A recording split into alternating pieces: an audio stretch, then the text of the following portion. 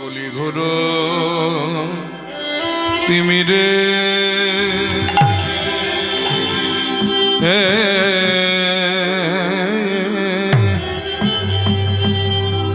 ও ও হে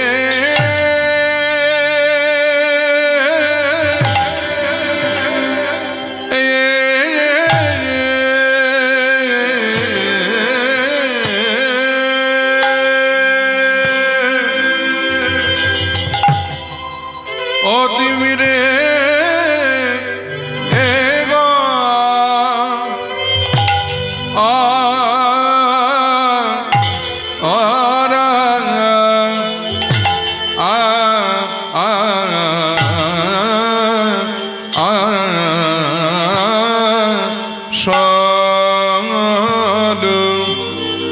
আহা কলি ঘোর তিমিরে গড়া ছল জগজন ধর্ম করম রহু দু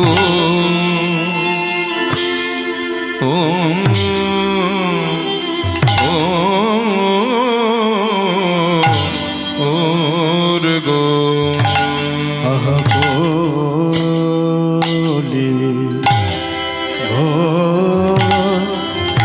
কলি ঘোর কলি ঘোরতে মেরে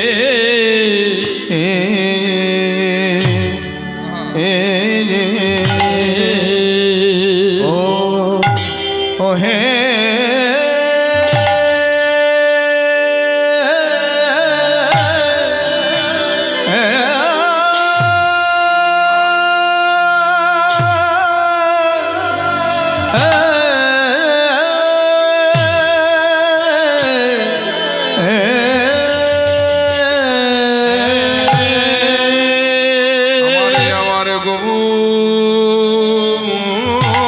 চন্দ্র ও নয় আসছে নয়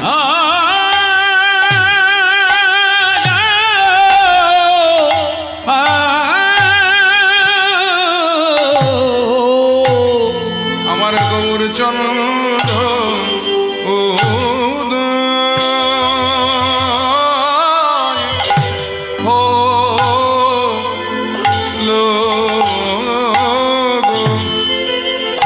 ও কি আহা রে আহা কলি ঘোর তিমিরে আহা রে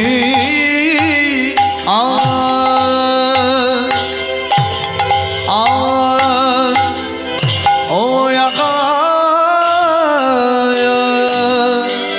ও আগা রে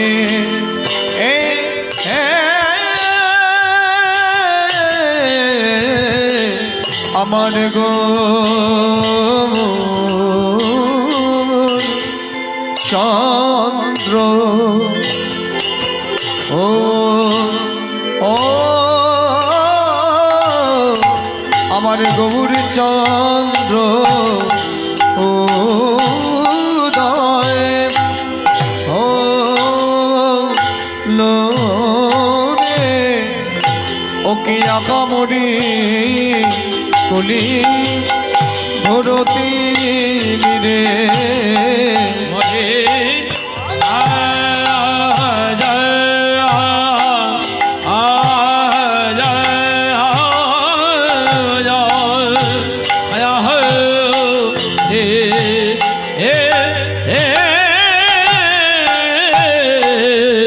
আমার গো ও চন্দ্র ও ও গৌর চন্দ্র দয়ে হলো ওরে আমরে কোলে ধরা মেরে মরিয়া আয়া ওয়া গারে আমার গৌর চন্দ্র ও গৌর চন্দ্র উদয় হলো আগামনি কলি ঘরতি মিরে মরে আহারে এ আমার গৌর চন্দ্র ও চন্দ্র উদয় হলো আহামরে বলে ঘরতে মেরে মরে ও আকায়া আকারে আমার গৌর চন্দ্র ও গৌর চন্দ্র উদয় হলো আগামনি কলি ঘরতে মেরে ও আকায়া আকারে আমার গৌর চন্দ্র আহামরে গৌর চন্দ্র উদয় হলো আহামরে কোলে হলো আমার গৌর চন্দ্র আহামরে গৌর চন্দ্র উদয় হলো আহামরে কোলে হলো আমার গৌর চন্দ্র আহামরে গৌর চন্দ্র উদয় হলো কলি ঘর কলি ঘোর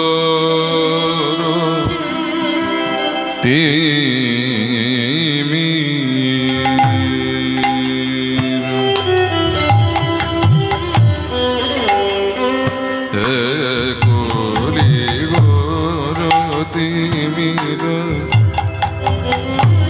কলি ঘোর তিমির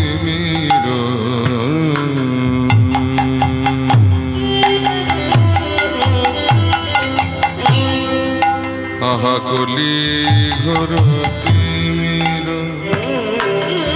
কলি ঘোর তিমির কলি ঘোর তিমির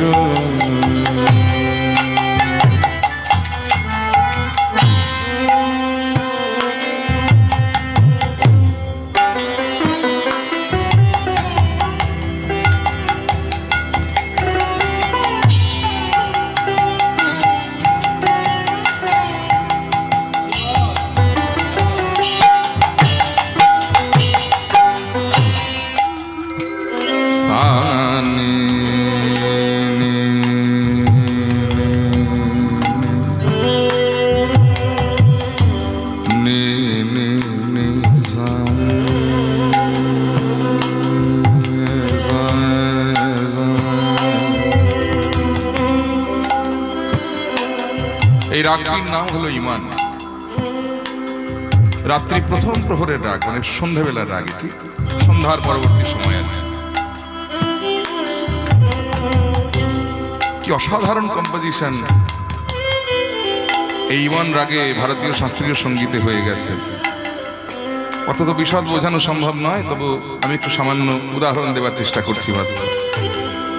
বিনা কারণে কিছু না বলে চলে গেল সে, চলে গেল সে বিনা কারণে কিছু না বলে। রঞ্জিসি সহি ইমান রাগের উপরে সবচেয়ে বেস্ট কম্পোজিশন, মানে সর্বকালের সেরা কম্পোজিশন বলা যায় এই কম্পোজিশনটা। রঞ্জিসি সহি দিল দুখানে लिए आए फिर से मुझे छोड़ के जाने लिए आए रंजिशी सही सखी रे आले पिया बिना सखी जबत आ पिया बिना सखी कलना पड़त माहे घरी पल जिन दिन जबते पिया पर देश गणना किना जबते पिया पर टोन कमाओ, टोन कमिए दाओ, टोनटा कमाओ।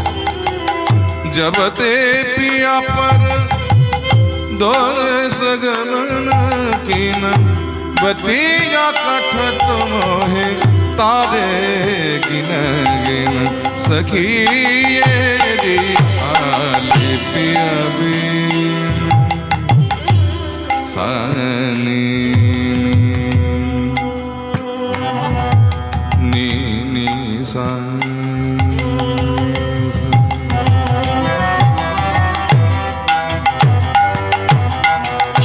नीरे गा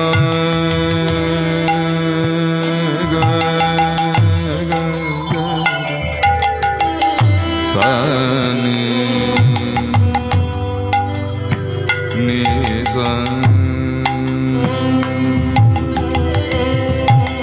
नीरे गा मा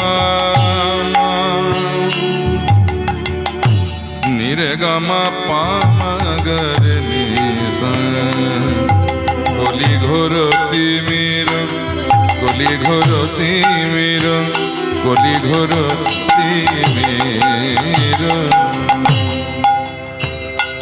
গড়া সল জগ জগ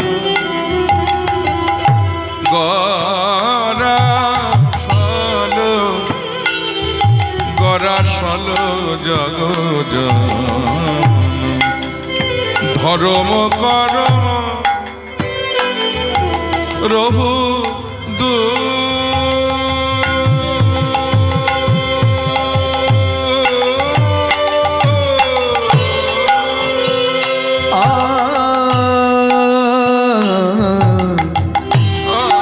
ধর্ম করম করম রঘু নো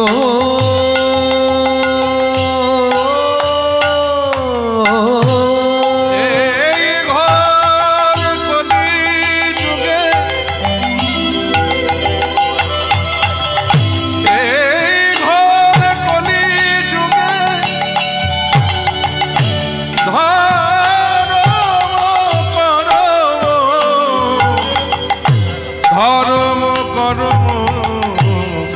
ধর্ম করব রঘুদূর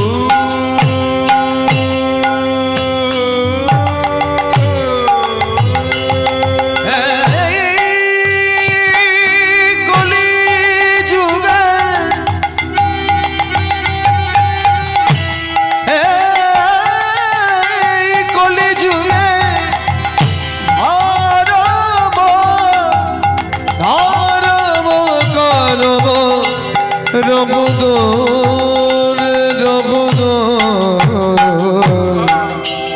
ধর্ম করম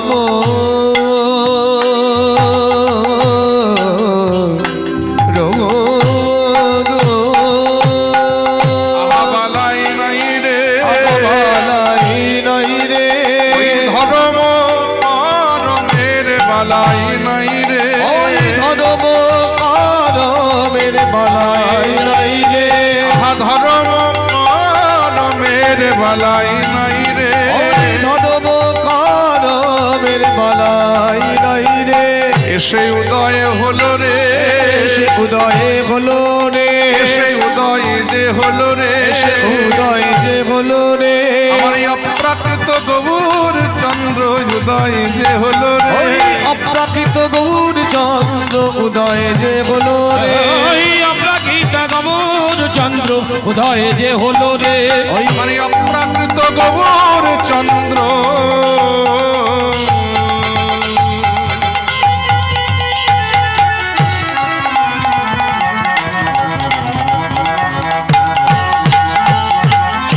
আহায় আমার গৌর চাঁদের প্রকাশ হলো অপ্রাকৃত গৌর চন্দ্র সকলে আধার দূরে গেল গৌর চন্দ্র অপ্রাকৃত গৌর চন্দ্র অপ্রাকৃত গৌর চন্দ্র অপ্রাকৃত গৌর চন্দ্র অপ্রাকৃত গৌর চন্দ্র অপ্রাকৃত গৌর চন্দ্র অপ্রাকৃত গৌর চন্দ্র ধর্ম গৌর চন্দ্র অপ্রাকৃত গৌর চন্দ্র গৌর চন্দ্র অপ্রাকৃত গৌর চন্দ্র অপ্রাকৃত গৌর চন্দ্র ধর্ম করম দূর কলি ঘোর তিমির ঘোর তিমির কলি ঘোর তিমির चेत दर्पण मार्जन भव महादवाग्नि निर्वापनम श्रेय कैरव चंद्रिक वितरणम विद्यावधू जीवनम आनंदम बुद्धिवर्धनम प्रतिपदम पूर्णामृतास्वादनम सर्वतम स्नपनं परम विजयते श्री कृष्ण संकीर्तनम श्री कृष्ण संकीर्तनम श्री कृष्ण संकीर्तनम हरि ओम।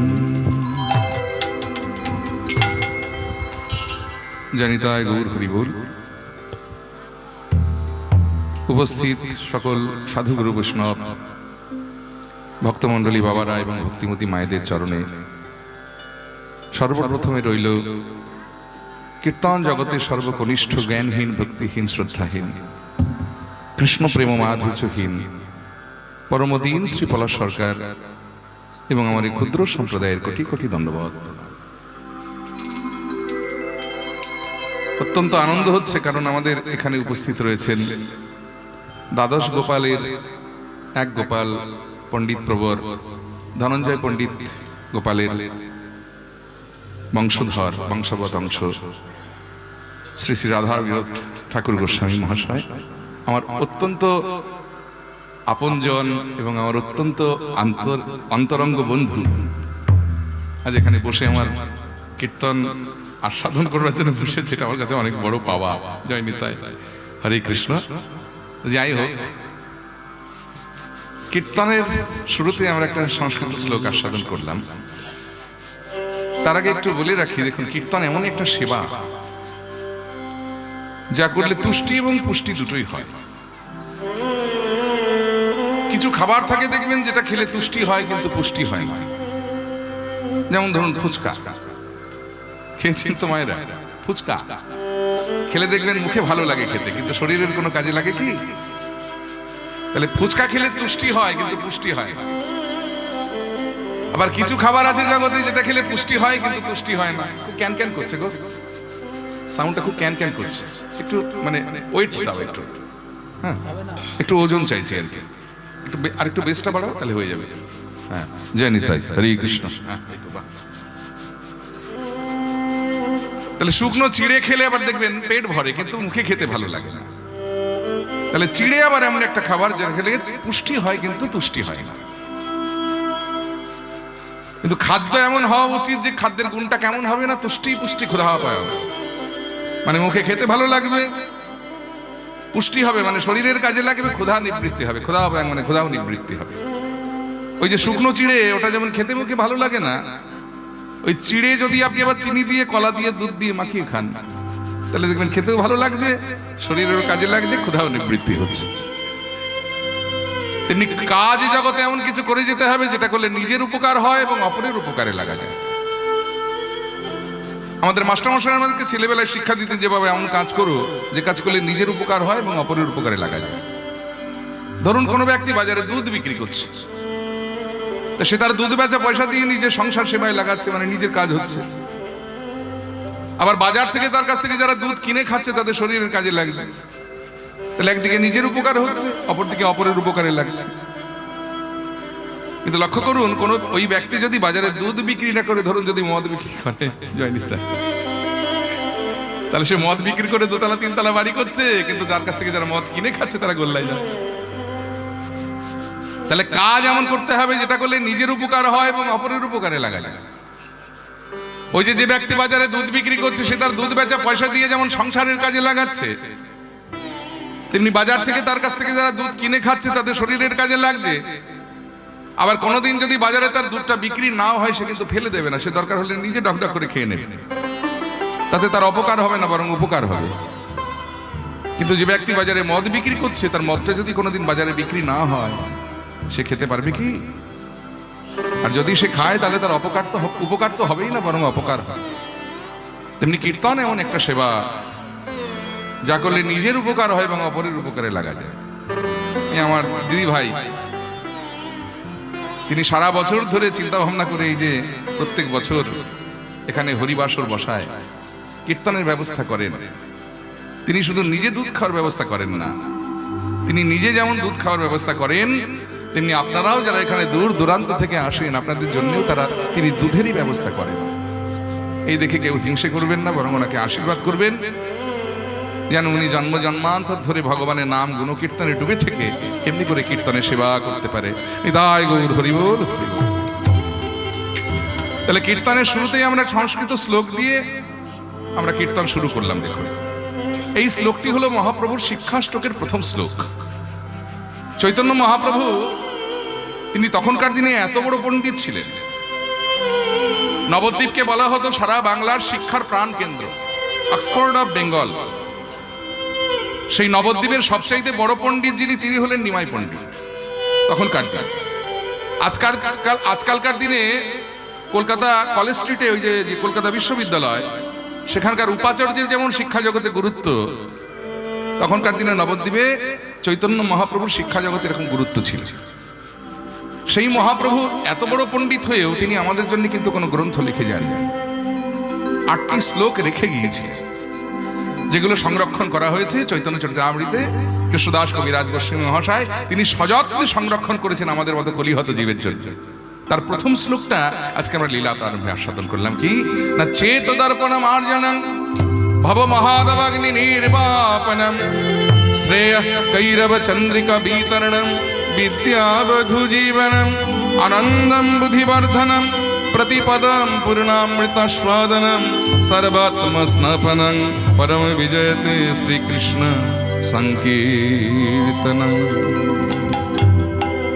অর্থাৎ চেতদর্পণমার্জনম। এই যে দেখুন, কীর্তন কেন শুনবো আমরা, আর কীর্তন কেন করবো, আর কীর্তন কেন করাবো। কীর্তন শুনলে, কীর্তন করলে, কীর্তন করালে তার উপকারিতা কি? মহাপ্রভু বলেন কীর্তনের মোট 7টি উপকার আছে। কি কি না, 1 নম্বর হলো চেতদর্পণমার্জন। চেতদর্পণমার্জন মানে, চেত মানে হলো চিত্ত, দর্পণ মানে আয়না, মার্জন মানে ঘষে মেজে পরিষ্কার করা। ভগবানকে দেখতে গেলে যে মাধ্যমটা প্রয়োজন, আমরা যেমন শুধু চোখ দিয়ে আমাদের মুখ দেখতে পাই না, নিজেদের মুখ নিজেদেরকে দেখতে গেলে চোখের পাশাপাশি একটা মাধ্যম প্রয়োজন হয়। কি নাম তার? আয়না বা দর্পণ। তেমনি ভগবানকে দেখতে গেলে যে মাধ্যমটা প্রয়োজন, তার নাম হলো মন রূপী আয়না।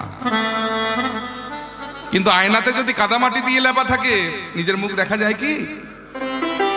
তাহলে আয়নার কাদামাটি আগে আমাদের পরিষ্কার করে নিতে হয় যদি আয়নাতে মুখ দেখতে হয়। তেমনি ভগবানকে দেখতে গেলে যে মাধ্যমটা প্রয়োজন, সেই মনরূপী আয়নাতে জন্ম জন্মান্তরের পাপযুক্ত কাদামাটি এমন ভাবে লেপা রয়েছে যে আমরা ভগবানকে দেখতে পাচ্ছি। এই কাদামাটি যদি পরিষ্কার করতে হয়, তাহলে ওই সংকীর্তনরূপী মাজন, যেমন চুলের শ্যাম্পু করলে চুলের নোংরা পরিষ্কার হয়, গায়ে সাবান দিলে যেমন গায়ের ময়লা পরিষ্কার হয়, তেমনি মনরূপী আয়নার কাদামাটিকে পরিষ্কার করতে গেলে এই সংকীর্তনরূপী মাজন, আর সঙ্গে যদি 2 ফোঁটা নয়ন জল হয়, তাহলে তো কথাই না। তাহলে কীর্তনের 1 নম্বর উপকার আমরা পেয়ে গেলাম। কি না, চেতদর্পণমার্জন। 2 নম্বর উপকারটা কি না, ভব মহাদাবাগ্নি নির্বাপন। সারা বিশ্ব জুড়ে যে দাও দাও করে যে ভব দাবাগ্নিটা জ্বলছে, একই বাড়িতে ভাইয়ে ভাইয়ে মারামারি, সমাজে সমাজে মারামারি, জাতিতে জাতিতে মারামারি, সম্প্রদায়ে সম্প্রদায়ে মারামারি, দেশে দেশে মারামারি। এই যে সারা বিশ্ব জুড়ে যে দাও দাও করে ভব দাবাগ্নিটা জ্বলছে, এই ভব দাবাগ্নি একমাত্র নিভে যেতে পারে যদি সংকীর্তন রূপী প্লাবন জগতের মাঝে একবার প্লাবিত হয়। এটা গেল কীর্তনের 2 নম্বর উপকার। আর 3 নম্বর উপকারটা কি না, শ্রেয় কৈরব চন্দ্রিকা বিতরণম। শ্রেয় মানে হলো কল্যাণ, কৈরব মানে শালুক ফুল, চন্দ্রিকা মানে চাঁদের আলো। চাঁদের আলো পড়লে দেখবেন শালুক ফুল আপনা আপনি প্রস্ফুটিত হয়ে জগৎকে সৌন্দর্য দান করে। তেমনি সংকীর্তন রূপী চাঁদের আলো যদি একবার কৃপা করে কোনো জীবের হৃদয় আকাশে পড়ে, তাহলে সেই জীবের হৃদয়ের কল্যাণরূপী শালুক ফুল আপনা আপনি প্রস্ফুটিত হয়ে এই জগৎকে সৌন্দর্য দান করে। নিতাই গৌর হরি বল।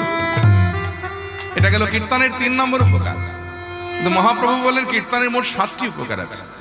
তাহলে 4 নম্বর উপকার কি না, বিদ্যা বধূ জীবন। বিদ্যা বধূ, বধ হয়ে দীর্ঘকার বধূ। পদাবলিতে আমরা যে বধূ শব্দটা ব্যবহার করি, এই বধূ কিন্তু সেই বধূ নয়। পদাবলিতে যে বধূ শব্দটা ব্যবহার করি, সেই বন্ধু বানান হলো বয়ে চন্দ্রবিন্দু ধয় রসুকা। বন্ধু মানে হলো বন্ধু, আর বধ হয়ে দীর্ঘকার বধূ মানে হলো স্ত্রীলোক। আধ্যাত্মিক বিদ্যাকে মহাপ্রভু স্ত্রী লোকের সঙ্গে তুলনা করেছে। কেন না, স্ত্রী লোক যেমন দেখবেন যার তার কাছে মুখ দেখান না, যার তার কাছে ধরা দেন না, সহজলভ্য নয় স্ত্রী লোক, তেমনি আধ্যাত্মিক বিদ্যা ওই স্ত্রী লোকের মতো, যার তার কাছে ধরাও দেন না, যার তার কাছে মুখও দেখান না, তার কাছেই ধরা দেন, তার কাছেই মুখ দেখান, যে যেন সংকীর্তন রসে নিজেকে একেবারে জন্মের মতো ডুবিয়ে রাখতে পেরেছে। হরি হরি। এটা গেল কীর্তনের 4 নম্বর উপকার। আর 5 নম্বর উপকার কি না, 5 নম্বর উপকার হলো ওই যে আনন্দম বুদ্ধিবর্ধনম, অর্থাৎ হৃদয়ের আনন্দরূপী সাগর একেবারে উথাল পাথাল করে। এই সংকীর্তন রসে যদি একবার কেউ ডুবে যায়, তখন দেখবেন আর কিসের সংসার, কিসের ঘর, কিসের বাড়ি কিছু ভালো লাগে না। সব ছেড়ে মনে হয় দিন রাত যদি ভগবানের নাম গুণ কীর্তনের মধ্যে ডুবে থাকতে পারতাম। এই যে হৃদয়ের আনন্দরূপী সাগরটা একবারে উথাল পাথাল করে, এটা হলো 5 নম্বর উপকার। আর 6 নম্বর উপকারটা প্রতি পদম পূর্ণামৃতাস্বাদন, অর্থাৎ প্রতি পদে পদে পূর্ণ অমৃতের স্বাদ। বলে অমৃতের স্বাদ কই, আমাদের মুখে অমৃত ভালো লাগছে না তো? বলে বাবা, অমৃত তোমার মুখে ভালো লাগলে না লাগলে তার অমৃত খারাপ নয়, ওটা তোমার জিহ্বার দোষ। তোমার মুখে অমৃত ভালো লাগছে না, ওটা তোমার জিহ্বার দোষ, এর জন্য অমৃতের কোনো দোষ নেই। সে কেমন হয়েছে জানেন, এক রুগী একবার এক কবিরাজের কাছে গিয়ে বলছে, কবিরাজ মশাই মুখে কিছুই ভালো লাগে না, যা খাই তেতো লাগে, ভাত খেলেও তেতো লাগে, জল খেলেও তেতো লাগে, পরমান্ন খেলেও তেতো লাগে, চাটনি খেলেও তেতো লাগে, আবার রসমালাই কিনে খেয়ে দেখেছি সেটাও তেতো লাগে। বলে বুঝেছি বাবা, তোমার পিত্ত রোগ হয়েছে। আর এই পিত্ত রোগের স্বভাব হলো যাই তুমি মুখে দেবে তাই তোমার মুখে তেতো লাগবে। তো বাবা, এই রোগের একটা ভালো পথ্য আছে, তুমি একটা কাজ করো, বাজার থেকে বাড়ি ফেরার সময় দোকান থেকে একটু নামি দামি কোম্পানির তাল মিস্ত্রি কিনে বাড়িতে নিয়ে যাও, আর সেটা নিয়ম করে খাও। বলে দাঁড়ান দাঁড়ান, তাল মিস্ত্রি ও তো অনেকবার খেয়ে দেখেছি, সেও তো দেখি মুখে দিলে তেতো লাগে। বলে বাবা, এর জন্য তাল মিস্ত্রিকে দোষ দিও না, ওটা তোমার জিহ্বার দোষ। তোমার জিহ্বাতে তাল মিস্ত্রি মিষ্টি লাগছে না বলে তো তাল মিস্ত্রিতে তো হয়ে যেতে পারে না, ওটা তোমার জিহ্বার দোষ। তাই বলে তুমি জানো তাল মিস্ত্রি খাওয়াটা বন্ধ দিও না বাবা, ওটা তুমি নিয়ম করে খেতে থাকো। আর এই খেতে খেতে খেতে খেতে যেদিন বোঝা যাবে যে তাল মিস্ত্রি তোমার জিহ্বাতে মিষ্টি লাগতে শুরু করেছে, সেদিন বুঝে নিও যে তোমার পিত্ত রোগটাও সেরে গেছে। সংকীর্তন রূপী অমৃত আজ হয়তো আমাদের জিহ্বাতে তিতো লাগছে, তাই বলে যেন কেউ খাওয়া বন্ধ দেবেন, এটা নিয়ম করে খেতে হবে। আর এই খেতে খেতে খেতে খেতে যেদিন বোঝা যাবে যে সংকীর্তন রূপী অমৃত আমাদের জিহ্বাতে মিষ্টি লাগতে শুরু করেছে, সেদিন বুঝে নিতে হবে যে আমাদেরও হৃদয়ের সকল পিত্তরোগ দূরীভূত হয়ে গেছে। হৃদয় গৌর হরি বল, হরি বল, হরি বল, হরি বল। এটা কীর্তনের 6 নম্বর উপকার। আর 7 নম্বর মানে শেষ উপকারটা কি না, সর্বাত্ম স্নাপনা, অর্থাৎ সর্ব আত্মার একবারে একসাথে স্নান হয়ে যায়। বাবা, আপনি যদি ঘরের কোণে বসে বসে একা একা নামের মালা হাতে করে হরি নাম করেন, আপনি একা উপকার পাচ্ছেন। কিন্তু সংকীর্তনের উপকারিতা কি দেখুন, আমি এখানে কীর্তন গাইছি, আমার উপকার হচ্ছে, আপনারা শুনছেন, আপনাদের উপকার হচ্ছে। আবার যারা শুনবে না বলে রাস্তাঘাটে ঘোরাঘুরি করছে বা বাড়িতে বসে রয়েছে, মাইকের আওয়াজটা তাদের কানে যাচ্ছে বলে তাদের উপকার হয়ে যাচ্ছে। তাহলে একসাথে সর্ব আত্মার স্নান হয়ে যায়। তাই সর্বাত্ম স্নাপনং পরম বিজয়তে শ্রীকৃষ্ণ সংকীর্তনম, সেই মহাপ্রভুর শিক্ষাকে শিরোধার্য করে আমরা আস্বাদন করছি আমাদের বর্তমান পরিবেশিত লীলা মহাপ্রভুরই এক প্রিয় ভক্তের কথা, যার নাম হলো হরিদাস। আগে একটু গৌর কথা শুনে নেব। দিদি ভাই শুনতে চেয়েছেন এই পালাটি, এই লীলাটি, তাই আমরা এই হরিদাসের কথা আজকে আস্বাদন করছি। হরে কৃষ্ণ। আগে একটু গৌর কথা শুনছি প্রথমে, তারপরে আমরা হরিদাসের কথা শুনব। বললেন মহাজন লীলার এক পাশে দাঁড়িয়ে বললেন যে কলি ঘোর তিমিরে গরাস হলো জগজন, ধর্ম করম রহু দূর। অর্থাৎ ঘোর কলি যখন একেবারে জীবকে গ্রাস করেছে, ঠিক সেই সময়ে অন্ধকার থেকে আলো দেখাতে আমাদের মধ্যে যিনি এলেন, তিনি কে জানেন? ওই অসাধনে চিন্তামণি,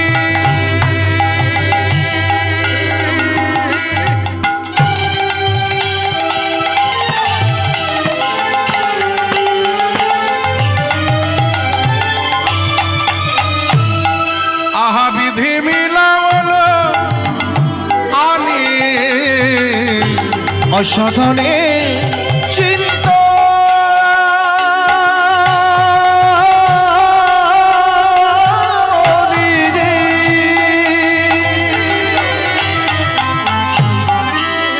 বিধিবিলা অলু আনি আমার গোড়া বড় দয়ার ঠাকুর, আমার গোনা বড় দয়ার ঠাকুর।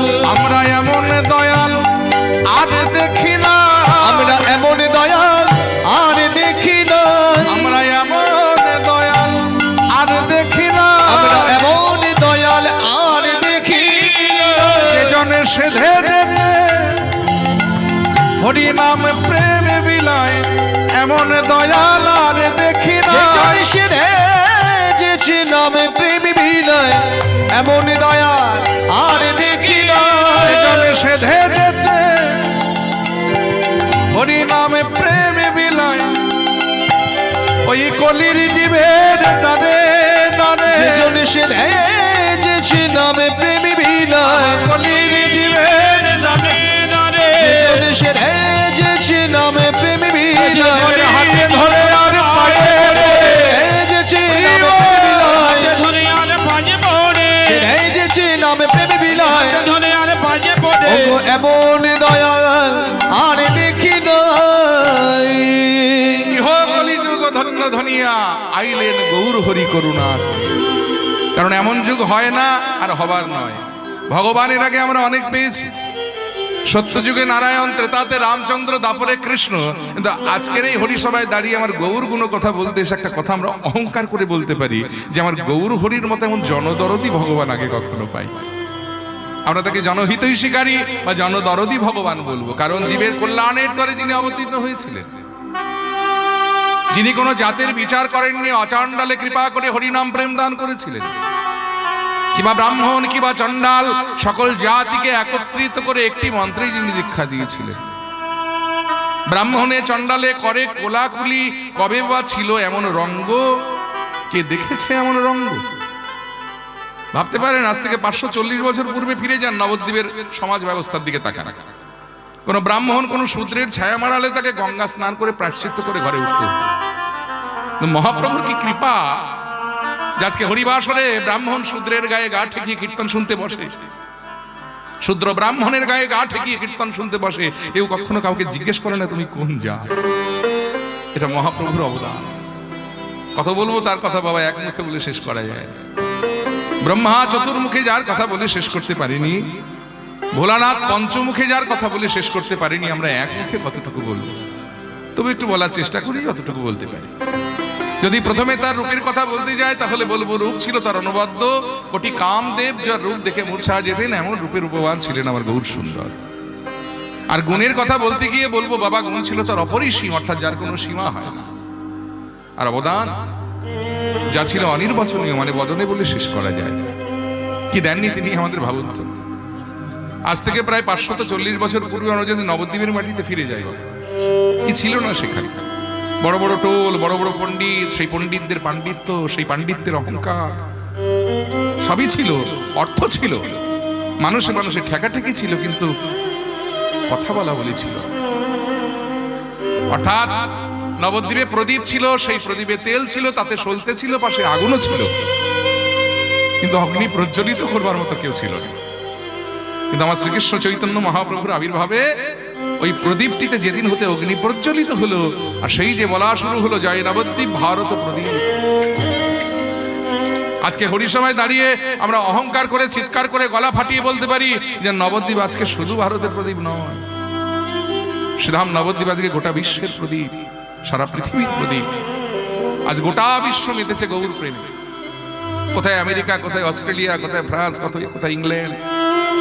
এই তো 23 সালে আমরা 1.5 মাস ধরে আমরা ইংল্যান্ডের মাটিতে ছিলাম এই বাংলার কীর্তন গান গান। এটা আমাদের কাছে অনেক বড় পাওয়া। বিদেশের মাটিতে আজকে কীর্তন প্রচার হচ্ছে, মহাপ্রভুর অবদান এটা। সারা বিশ্ব জুড়ে গৌর কথা গুণ কথা নিয়ে একটা আলোড়ন সৃষ্টি হয়ে গেছে। কত দেশ বিদেশ হতে কত অগণিত মানুষ তারা নবদ্বীপে এসে দিবারাত্রি নামের মালা হাতে করে গৌর গৌর গৌর গৌর করছে। কিন্তু আমরা যারা বাংলার মাটিতে জন্মেছি, আমরা যারা বাঙালি মায়ের সন্তান, আমরা যারা বাংলা ভাষায় কথা বলি, আমরা অহংকার করে বলতে পারি যে গৌর আমাদের ভগবান, আমাদের বাঙালির ভগবান। কারণ এই বাংলার মাটিতে আমরাও জন্মেছি, তিনিও জন্মেছিলেন। আমরাও বাংলা ভাষায় কথা বলি, তিনিও বাংলা ভাষাতেই কথা বলতেন। কিন্তু যে গৌর আমাদের এত কিছু দিয়েছে, তাকে আমরা কি দিলাম না? কি দেননি তিনি আমাদের? অনার্পিত চরিং চিরাত করুণাবতীর্ণ কলো সমর্পয়তুম নতবজ্জল রসাংশু ভক্তি শ্রিয়া হরিপুরট সুন্দর দূতি কদম্ব সন্দীপিতঃ সদা হৃদয় কন্দর স্ফুরত বসুচিরন্ত। যে প্রেমের সন্ধান কেউ জানত না, সে দেবতার দুর্লভ প্রেম। ব্রজের উন্নত উজ্জ্বল রস যা এতদিন কেবলমাত্র রাধারানীর হৃদয় ভাণ্ডারে লুকানো ছিল, সেই হৃদয় ভাণ্ডারের ধন তিনি আমাদের মতো কলিশক্ত জীবকে, কলি কামাসক্ত জীবকে তিনি দেবার জন্য নিয়ে এসেছিলেন। কত বড় দয়াময়, কত বড় কৃপাময় ভেবেছেন। চৈতন্য চরিতামৃতে কৃষ্ণদাস কবিরাজ গোস্বামী বলেছেন যে কৃষ্ণ যদি ফিরে কবু ভক্তি মুক্তি দিয়া, প্রেম কবু নাহি দেন রাখেন লুকাই। ভগবান কৃষ্ণের স্বভাব এরকম, তিনি ভক্তি দিতে, ভক্তি মানে ভয়, ভক্তি নয় ভক্তি, ভয়ের অস্বীকার কয় তো অস্বীকার, ভক্তি মানে ভোগ, মুক্তি মানে মোক্ষ। কেউ যদি বলে প্রভু আমি সারা রাত তোমার কীর্তন শুনবো, আমার বাড়িটা শুধু তুমি 4 তলা করে দাও, 1 তলা আছে 4 তলা করে দাও, ভগবান বললেন বেশ তাই হবে, চিন্তা নেই। কেউ যদি বলে প্রভু আমাকে মায়ার সংসার থেকে মুক্তি পাইয়ে দাও, ভগবান বলেন বেশ তাই দিয়ে দেবে, মুক্তি চাইছিস ওটাও দেবে। কেউ যদি বলে প্রভু আমি সারা জীবন তোমার নাম করব শুধু তোমার প্রেম পাওয়ার জন্য, ভগবান বলেন ওটি হবে না, ওটা আমার নিজের মানুষের জন্য তোলা রয়েছে। আমার নিজের মানুষ হলো বৃন্দাবনের গোপীগণ, যারা সর্বস্ব পরিত্যাগ করে আমার সুখকে নিজের সুখ করেছে। আমি কেবল আমার ধন আমি তাদেরকে দেবার জন্য রেখে দিয়েছি, কিন্তু সেই ভগবান যখন গৌর হয়ে আমাদের মাঝে এলেন, সেই ধন তিনি সেখান থেকে এনে আমাদের কলির জীবকে দিলেন। কোন অধিকার ছিল না বাবা, ধর্ম অর্থ কাম মোক্ষ নিয়ে আমরা ছিলাম, কিন্তু এই পঞ্চম পুরুষার্থ প্রেম, এই প্রেমের সন্ধান এনে দিয়েছিলেন আমার চৈতন্য মহাপ্রভু। তাই তো মহাজন বললেন ভাই রে ভাই আমার গোনা গুণ গোরা গুণ কহনে না যায়, আমার গোরা গুণ কহনে না যায়। আরে গোনা গুণ কখনই না যায়, গোরা গুণ কহনে না যায়, গোরা গুণ কহনে না যায়, আমার গোরা আমার আমার গোরা গুণ, আমার আমার গোরা গুণ, গোরা গুণ কহনে না যায়, আমার গোনা গুণ কখনই না যায়, গোরা গুণ কহনে না যায়, গোরা গুণ কহনে না যায়। ও গো কত শত কত শত আনন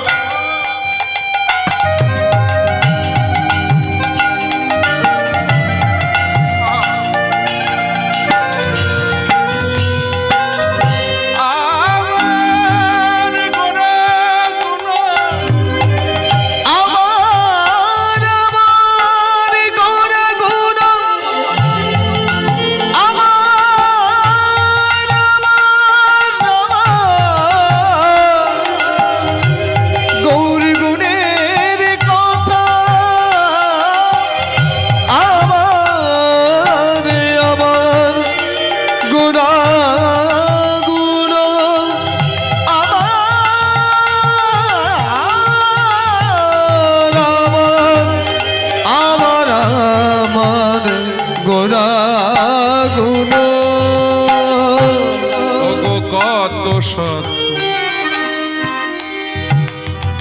আনন